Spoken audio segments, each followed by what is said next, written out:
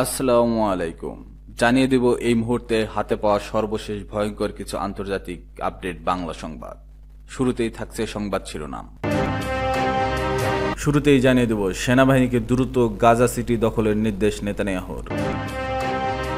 সর্বশেষ থাকছে ফিলিস্তিনকে স্বীকৃতি দিচ্ছে অস্ট্রেলিয়া। এতক্ষণ শুনছিলেন সংবাদ শিরোনাম, এবার বিস্তারিত। প্রিয় দর্শক, আপনি যদি এই চ্যানেলে নতুন হয়ে থাকেন, ভিডিওটি দেখতে দেখতে চ্যানেলটি সাবস্ক্রাইব করে আমাদের সাথেই থাকুন। সেনাবাহিনীকে দ্রুত গাজা সিটি দখলের নির্দেশ নেতানিয়াহুর। ইসরায়েলের নিরাপত্তা মন্ত্রিসভা গাজা সিটি দখলের পরিকল্পনা অনুমোদন করেছে বলে জানিয়েছে দেশটির প্রধানমন্ত্রী বেনিয়ামিন নেতানিয়াহু। রোববার জেরুজালেমের এক সংবাদ সম্মেলনে তিনি বলেন, যুদ্ধবিরতি নিয়ে মাসের পর মাস আলোচনার কোনো ফল আসেনি। খবর সাফাক নিউজ। তার অভিযোগ, হামাস এমন শর্ত দিয়েছে যা মূলত ইসরায়েলের কাছে আত্মসমর্পণের সমান। এর মধ্যে রয়েছে গাজা উপত্যকা থেকে সম্পূর্ণ সেনা প্রত্যাহার, বন্দী যোদ্ধাদের মুক্তি এবং আন্তর্জাতিক সম্প্রদায়ের বাধ্যতামূলক নিশ্চয়তা যা ইসরায়েলের ভবিষ্যৎ সামরিক পদক্ষেপ ঠেকিয়ে দেবে। নেতানিয়াহুর দাবি, ইসরায়েলি জিম্মিদের মুক্তির একমাত্র উপায় হলো হামাসকে পরাজিত করা। বিকল্প কৌশল হিসেবে অবশিষ্ট হামাস ঘাঁটিকে ঘিরে রেখে অভিযান চালানোর প্রস্তাব মন্ত্রিসভার অধিকাংশ সদস্যের অকার্যকর বলে প্রত্যাখ্যান করেছে। অভিযানের সময়সীমা নিয়ে তিনি আরও বলেন, গাজা সিটি দখলের জন্য সেনাবাহিনীকে দ্রুত সময়সূচি কমানোর নির্দেশ দেওয়া হয়েছে। নেতানিয়াহু দাবি করেন, তার উদ্দেশ্য গাজা দখল নয়, হামাসকে হারানো। তিনি যোগ করেন, দেশের ভেতরে ও বাইরে থেকে যুদ্ধ বন্ধ করার প্রবল চাপের মধ্যেও এই সিদ্ধান্ত নেওয়া হয়েছে, কারণ আগেভাগে অভিযান থামালে হামাস নেতৃত্বে টিকে যেত এবং এতে ইসরায়েলের আঞ্চলিক প্রতিদ্বন্দ্বীরা আরও সাহসী হয়ে উঠত। অন্যদিকে এক বিবৃতিতে হামাস নেতানিয়াহুকে আন্তর্জাতিক নথিভুক্ত গণহত্যা ও অনাহারের অপরাধ থেকে ইসরায়েল ও এর সেনাবাহিনীকে দায়মুক্ত করতে চাওয়ার জন্য অভিযুক্ত করেছে। সংগঠনটির দাবি, গাজা মুক্ত করার নামে নেতানিয়াহু ব্যাপক বাস্তুচ্যুতি, গুরুত্বপূর্ণ অবকাঠামো ধ্বংস এবং একটি পুতুল প্রশাসন বসানোর পরিকল্পনা করছেন।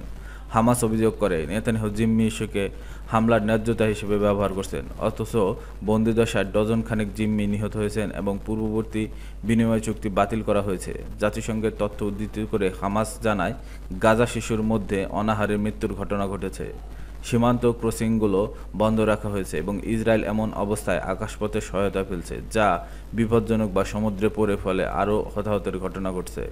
হামাস দাবি করে, ইসরায়েলের পরিকল্পিত অনাহার নীতি এখন পর্যন্ত 1800 জনের বেশি ফিলিস্তিনি নিহত হয়েছে। 260 জনের বেশি ফিলিস্তিনি সাংবাদিক হত্যা করা হয়েছে।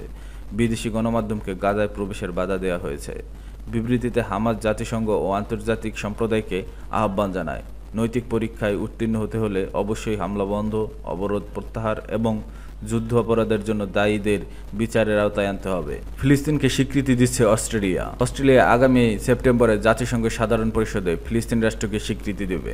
সোমবার এ ঘোষণা দেন দেশটির প্রধানমন্ত্রী অ্যান্টনি আলবানিজ। খবর বিবিসির। তিনি জানান, ফিলিস্তিনি কর্তৃপক্ষ অস্ত্রত্যাগ, সাধারণ নির্বাচন আয়োজন এবং ইসরায়েলের অস্তিত্ব স্বীকার করার প্রতিশ্রুতি দিয়েছে। আলবানিজের ভাষ্যে, দুই রাষ্ট্র সমাধানই মধ্যপ্রাচ্যে সহিংসতার চক্র ভাঙার সর্বোত্তম পথ। ইসরায়েল এর সিদ্ধান্তের সমালোচনা করে বলছে, এটি সন্ত্রাসবাদকে পুরস্কৃত করার শামিল। যুক্তরাষ্ট্র ও ফিলিস্তিনিকে স্বীকৃতি না দেওয়ার ঘোষণার পুনর্ব্যক্ত করেছেন। আলবানিজ জানান, সাম্প্রতিক সপ্তাহে যুক্তরাজ্য, ফ্রান্স, নিউজিল্যান্ড ও জাপানের নেতাদের সঙ্গে আলোচনা করেই এই সিদ্ধান্ত নেওয়া হয়েছে। বর্তমানে জাতিসংঘের 193 সদস্যের মধ্যে 147 দেশ ফিলিস্তিনকে স্বীকৃতি দিয়েছে। জাতিসংঘের তথ্য অনুযায়ী গাজার 87% এলাকা এরই মধ্যে ইসরায়েলের নিয়ন্ত্রণে বা সরিয়ে নেওয়ার নির্দেশ দেওয়ার আওতায়। সংস্থাটি সতর্ক করে বলেছে, আরও সামরিক অগ্রগতি বিপর্যয়কর পরিণতি ডেকে আনতে পারে। বিশ্বের বিভিন্ন দেশ এখন গাজা শহরের উপর ইসরায়েলের নতুন দখল পরিকল্পনাকে কঠোর সমালোচনা করছে এবং তার সংঘাত ও রক্তপাত বাড়াবে বলে মনে করছেন। জাতিসংঘ ও মানবাধিকার সংস্থাগুলো এই সিদ্ধান্ত অবিলম্বে প্রত্যাহারের আহ্বান জানিয়ে ইউরোপীয় ইউনিয়ন ও পশ্চিমা দেশগুলোর অস্ত্রবিরতি, বন্দীদের মুক্তি এবং মানবিক সাহায্যের অবাধ প্রবাহ নিশ্চিত করার দাবি তুলেছে। হামাস, ইরান, সৌদি আরব সহ অনেক দেশ এই পরিকল্পনাকে জাতিগত নির্যাতন ও গণহত্যা হিসেবে অভিহিত করেছে।